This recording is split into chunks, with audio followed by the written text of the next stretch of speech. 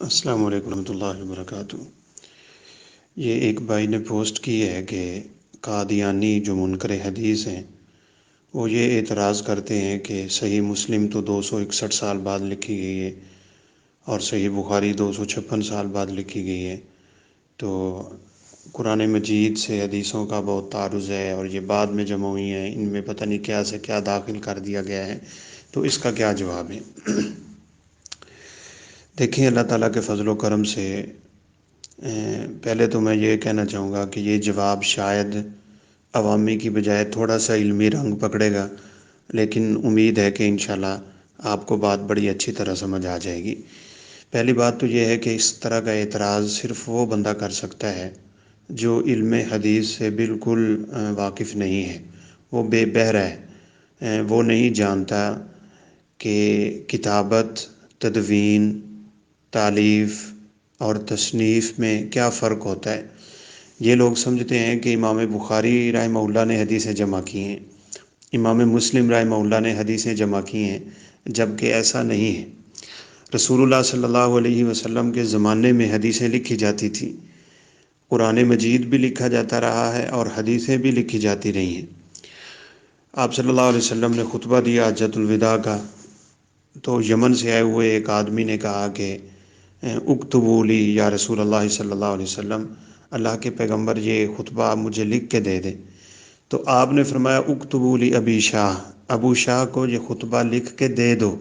اس کا مطلب ہے جیسے آپ کے زمانے میں کاتب وحی تھے ویسے ہی کاتب حدیث بھی تھے۔ سیدنا عبداللہ بن عمر رضی اللہ تعالیٰ عنہ تو آپ کی ایک ایک بات نوٹ کیا کرتے تھے، وہ لکھتے تھے۔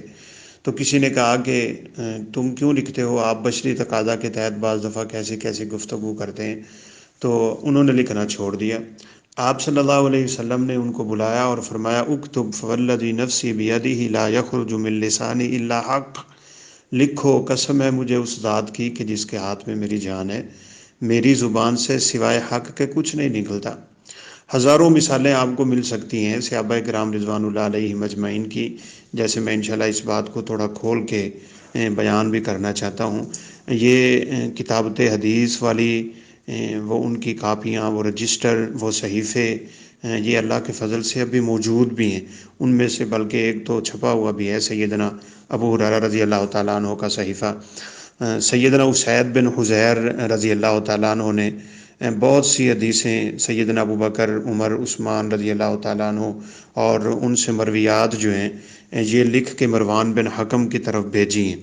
جابر بن سمرہ رضی اللہ تعالیٰ عنہ نے سیدنا عمر بن سعد رضی اللہ تعالیٰ عنہ کی طرف حدیثیں لکھ کے بھیجی ہیں۔ زید بن ارقم رضی اللہ تعالیٰ عنہ نے انس بن مالک کی طرف حدیثیں لکھ کے بھیجی ہیں رضی اللہ عنہ۔ زید بن ثابت سے وہ دادا کی وراثت کے بارے میں ملتا ہے۔ سمرہ بن جندب رضی اللہ تعالیٰ عنہ ان سے ملتا ہے۔ یہ چند حدیثوں کا ہے۔ یہاں پہ صحیفے ہیں باقاعدہ مستقل۔ سیدنا ابو بکر صدیق رضی اللہ تعالیٰ عنہ کا صحیفہ ہے جس میں زکوٰۃ کے مسائل لکھے ہوئے تھے، اور یہ صحیفہ پورے کا پورا اسی انداز میں یعنی انہی الفاظ میں امام بخاری رحمہ اللہ کی بخاری میں بھی موجود ہے اور دیگر کتب حدیث میں موجود ہے۔ سیدنا علی رضی اللہ تعالیٰ عنہ کے پاس صحیفہ تھا جس کو صحیفہ علی بن ابی طالب کہتے ہیں، صحیفہ معلقہ وہ تلوار کے ساتھ رکھتے تھے۔ عبداللہ بن عمر بن عاص رضی اللہ تعالیٰ عنہ کے پاس صحیفہ ہے، اس کو صحیفہ صادقہ کہا جاتا ہے۔ تو کسی نے پوچھا یہ صادقہ کیا ہے، تو انہوں نے کہا میں نے اس طرح لکھا ہے کہ میرے اور آپ کے درمیان اور کوئی بندہ نہیں ہوتا تھا، میں نے آپ سے مشافہتاً آپ صلی اللہ علیہ وسلم سے سن کے یہ حدیثیں جمع کی ہوئی ہیں، اس لیے یہ بڑا سچا صادقہ ہے۔ وہ کسی کو ہاتھ تک نہیں لگانے دیتے تھے اس صحیفے کو۔ عبداللہ بن ابی اوفیٰ رضی اللہ تعالیٰ عنہ کے پاس صحیفہ تھا، پھر ابو موسیٰ اشعری رضی اللہ تعالیٰ عنہ کے پاس صحیفہ تھا، پھر سیدنا جابر رضی اللہ تعالیٰ عنہ کا صحیفہ مشہور ہے۔ اب یہ لوگ صحابہ کرام رضوان اللہ علیہ مجمعین کی جماعت ہیں، انہوں نے آگے علم جو ہے وہ تابعین کو پڑھایا ہے۔ تو تابعین کے صحیفوں میں سعید بن جبیر کا صحیفہ مشہور ہے جو سیدنا عبداللہ بن عباس کے شاگرد ہیں۔ بشیر بن نہیک کا صحیفہ مشہور ہے جو ابو ہریرہ رضی اللہ عنہ سے لکھا ہے۔ مجاہد بن جبر کا صحیفہ ہے۔ ابو زبیر محمد بن مسلم کا صحیفہ ہے۔ زید بن ابی انیسہ کا صحیفہ ہے۔ ایوب سختیانی کا صحیفہ ہے۔ ہشام بن عروہ رضی اللہ رحمہ اللہ ان کے صحیفے ہیں موجود ہیں۔ سیدنا عمر بن عبدالعزیز رحمہ اللہ بھی تابعی ہیں، ان کا یہ زمانہ سن 99 سے 101 ہجری تک ہے۔ انہوں نے یہ ذمہ داری لگائی تھی امام ابن شہاب زہری کی کہ تم اس طرح کرو کہ یہ بکھری ہوئی حدیثیں بالکل بے عینی ہی اس طرح جس طرح آپ صلی اللہ علیہ وسلم کے زمانے میں قرآن مجید ایک جگہ پہ جمع نہیں تھا، اس کو جمع کیا ابو بکر صدیق رضی اللہ تعالیٰ عنہ نے، پھر دوسری ایک مین جمع جو ہے وہ سیدنا عثمان بن عفان نے کی رضی اللہ تعالیٰ عنہ، جس سے ان کا لقب جامع القرآن پڑا ہے۔ تو قرآن تو آپ کے زمانے میں بھی جمع نہیں تھا، اسی طرح حدیثیں بھی آپ کے زمانے میں جمع نہیں ہیں۔ صحابہ کرام رضوان اللہ علیہ اجمعین کے یہ صحیفے تھے، حدیثیں تھیں، ایک دوسرے کو لکھتے تھے، وہ یاد کرتے تھے، منتقل ہوتی تھی، ایک دوسرے کو پہنچاتے تھے۔ مسجد نبوی میں دور ہوتا تھا، صحابہ بیٹھ کے کلاسیں لیتے تھے، ایک دوسرے کو سناتے تھے، سنتے تھے، یاد کرتے، پڑھاتے۔ سیدنا عمر فاروق رضی اللہ تعالیٰ عنہ نے باری مقرر کی ہوئی تھی انصاری کی، اور بڑے کثیر واقعات ہیں، میری بات لمبی ہو جائے گی۔ تو بہرحال عمر بن عبدالعزیز رحمہ اللہ نے اپنے دور خلافت میں سیدنا ابن شہاب زہری رحمہ اللہ کی یہ ذمہ داری لگائی تھی کہ تم اب اس طرح کرو کہ ان کو جمع کرو اور باقاعدہ ان کو کاپیوں کی شکل دو۔ اس کو تدوین کہتے ہیں، اس سے پہلے کا مرحلہ جو ہے اس کو کتابت کہتے ہیں۔ یہ حدیثیں جمع تھی، اب تدوین کی شکل جو ہے وہ عمر بن عبدالعزیز رحمہ اللہ کے زمانے میں آئی ہے، مدون ایک جگہ پہ جمع کرنا۔ امام زہری رحمہ اللہ کی بھی ذمہ داری تھی، اور اسی طرح ان کے ایک اور ساتھی ہیں، ان کا نام فی الحال میرے ذہن میں نہیں آ رہا، شاید محمد بن حزم یا اس طرح، ان کی بھی ابو بکر بن حزم رحمہ اللہ، ان کی بھی ذمہ داری تھی کہ وہ یہ دونوں احباب ان حدیثوں کو جمع کریں۔ پھر انہوں نے ان احادیث کو جمع کیا ہے۔ ان کے بعد امام مالک رحمہ اللہ اور ان اصحاب کی باری آتی ہے، لیث بن سعد ہیں، ابن مبارک ہیں رحمہ اللہ تعالی، ابراہیم ہیں، ابن عینہ ہیں، ابن مہدی ہیں، قطان ہیں، امام اوزائی ہیں۔ انہوں نے پھر اس فن کو اپنے ہاتھ میں لیا، اور وہ لکھی ہوئی حدیثیں اور سنی ہوئی حدیثیں، یاد کی ہوئی حدیثیں، اس وقت زیادہ جو دار و مدار تھا وہ حفظ حدیث پہ اور حفظ قرآن پہ تھا۔ تو انہوں نے پھر ان کتابوں کو اور اس علم کو منتقل کیا۔ اس زمانے میں امام مالک رحمہ اللہ کی موت آئی ہے۔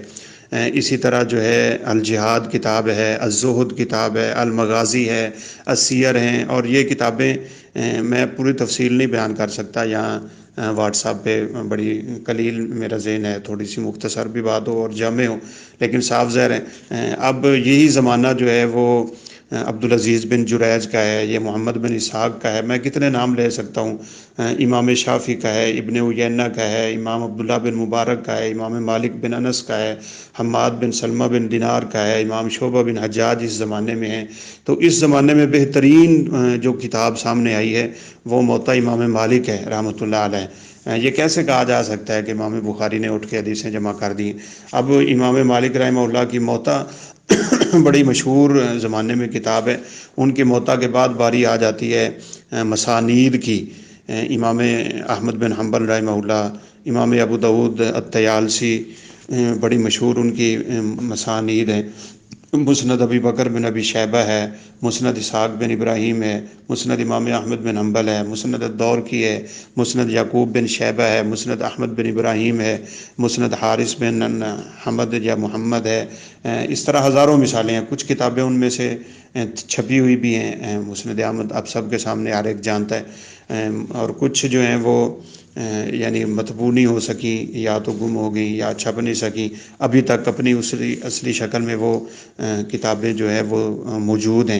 ان کے بعد باری آتی ہے کتب ستہ کی، امام بخاری رحمۃ اللہ علیہ، امام مسلم رحمہ اللہ، امام ابو داود، امام عیسیٰ ترمذی رحمہ اللہ، امام نسائی اور امام ابن ماجہ۔ تو ان کی باری ایسے نہیں ہے کہ انہوں نے اٹھ کے ہوا سے حدیثیں جو ہیں وہ کہیں کوئی قنوات تھا یا کوئی فضائی سسٹم تھا کہ جہاں سے حدیثیں اٹھا کے جمع کر دی ہیں، سندیں موجود ہیں۔ امام بخاری اپنے سے لے کے رسول اللہ صلی اللہ علیہ وسلم تک سند لے کے جاتے ہیں، اور آپ وہ اٹھا لیں، ان سندوں میں یہ نام آئیں گے جو میں نام لے رہا ہوں۔ امام مالک کا نام ہے، امام احمد بن حنبل کا نام ہے، اور امام شافعی کا نام ہے، شعبہ کا نام ہے، یہ سارے نام ہیں، امام ثوری کا نام ہے۔ انہی کے واسطوں سے جو حدیثیں انہوں نے جمع کی ہوئی تھی ان کو ایک انتہائی خوبصورت شکل جو ہے وہ امام بخاری رحمہ اللہ نے دی ہے۔ اب یہ دور جو ہے پہلا کتابت کا دور ہے، امام زہری کا تدوین کا دور ہے، اور اس کے بعد والا جو دور ہے یہ دور تصنیف کا ہے، تالیف کا ہے، اور پھر کتب کو مرتب کرنے کا ہے، پھر اس کی ابواب بندی اور اس کو فقہی مسائل پہ باقاعدہ تقسیم کرنا، جیسے امام بخاری نے، امام مسلم نے، امام ابو داؤد، نسائی، ترمذی، ابن ماجہ اور دیگر محدثین نے کی ہیں۔ تو یہ سلسلہ باقاعدہ، یعنی اگر میں ترتیب سے ہوں تو باقاعدہ آج کے زمانے تک آ سکتا ہے، یہ اس میں کوئی ایسا مسئلہ نہیں ہے۔ تو یعنی کہنے کا مطلب یہ ہے کہ یہ بنیاد ہی غلط ہے اور اعتراض ہی غلط ہے کہ امام بخاری اور مسلم نے حدیثیں جمع کی ہیں۔ تو بہرحال میری اس مختصر سے مقدمے سے اور میری اس گفتگو سے انشاءاللہ آپ سمجھ گئے ہوں گے کہ حدیث مبارکہ کیسے لکھی ہوئی اور کیسے یاد کی ہوئی اور کیسے منتقل ہوتی ہوئی، اور یقین مانیں علم حدیث جس طرح ہمارے اوپر یعنی ہمارے پاس منتقل ہوا ہے، سند کے اعتبار سے، تحقیق کے اعتبار سے، اور باقاعدہ جانچ پڑتال اور پوری ذمہ داری، اور اس کو تثبت کہتے ہیں، اور کوئی علم تو ہمارے پاس آ ہی نہیں سکا کوئی بھی قطعاً۔ اللہ تعالیٰ نے قرآن مجید کو تواتر دیا، وہ زبان در زبان نقل ہوتے ہوتے ہم تک پہنچ گیا، اور اس کو بھی اللہ نے یہ شرف دیا ہے، یہ وحی کی دوسری قسم ہے، اس کو وحی خفی کہتے ہیں۔ اور یہ بات آپ اچھی طرح جان لیں، مان لیں، اگر کوئی شخص قرآن مانتا ہے حدیث نہیں مانتا تو وہ رب کعبہ کی قسم قرآن کا بھی جھٹلانے والا ہے۔ وہ اس کا دعویٰ ہے کہ وہ قرآن کو مانتا ہے، کیونکہ قرآن مجید کے کئی مقامات پہ رسول اللہ صلی اللہ علیہ وسلم کی اتباع، فرما برداری، آپ کی بات ماننے، جہاں آپ سے روکا آپ نے اس سے رکنے کا ذکر ہے۔ اب کوئی بندہ قرآن مجید سے یہ دکھا سکتا ہے کہ زور کی چار رکھتے ہیں، عصر کی چار رکھتے ہیں، حج کیسے کرنا ہے، زکوٰۃ کیسے دینی ہے؟ تو بہرحال یہ بات بڑی طول پکڑ جائے گی۔ تو امید ہے آپ انشاءاللہ اس بات کو سمجھ گئے ہوں گے، اگرچہ کچھ بات لمبی ہو گئی ہے، لیکن اللہ کا ملاکمین سے یہ دعا بھی ہے کہ اللہ ہمیں سنت رسول صلی اللہ علیہ وسلم کا پابند بنائے، اور سمعنا و اطعنا، ہم سنیں اور اپنے دماغ میں اس بات کو اتار لیں۔ اللہ تعالیٰ اس کی ہمیں توفیق دے، اور آگے سے عقل، اعتراض اور اپنی رائے پیش کرنا، مجادلہ کرنا، یہ ایک قسم کی گمراہی ہے۔ اس لیے ایوب سختیانی رحمہ اللہ فرمایا کرتے تھے، جب دیکھو کہ بندہ صرف قرآن کی بات کرتا ہے اور حدیث کو چھوڑتا ہے، فَإِنَّهُ ضَالٌ مُضِلٌ، وہ خود بھی گمراہ ہے اور دوسروں کو بھی گمراہ کرتا ہے۔ اللہ تعالیٰ ہمیں اس گمراہی سے محفوظ رکھے۔ السلام علیکم ورحمۃ اللہ وبرکاتہ۔